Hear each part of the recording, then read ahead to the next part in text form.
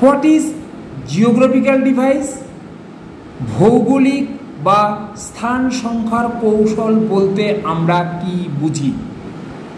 অনেক ক্ষেত্রে এই কৌশলের অর্থাৎ জিওগ্রাফিক্যাল ডিভাইসের প্রয়োগ ভৌগোলিক সারণী থেকে সংখ্যা গ্রহণ করে মুখ বিন্দুর পংক্তি অর্থাৎ ফসি অফ অ্যারে গঠিত ও সম্প্রসারিত করা হয়।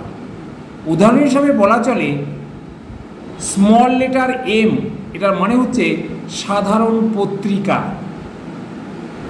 M42 জাপানে প্রকাশিত পত্রিকা। এখানে এই জিওগ্রাফিক্যাল ডিভাইস 42 যোগ করে আমরা ক্লাস নাম্বার পাল্টে ফেললাম। এম সাধারণ পত্রিকা, তার সঙ্গে আমরা জিওগ্রাফিক্যাল ডিভাইস অর্থাৎ জাপানের নাম্বার 42 যোগ করে M42 জাপানে প্রকাশিত পত্রিকা। পরেরটা M44, এই 44 মিনস জিওগ্রাফিক্যাল ডিভাইস থেকে পেয়েছি ভারত বা ইন্ডিয়া, তাহলে ভারতে প্রকাশিত পত্রিকা।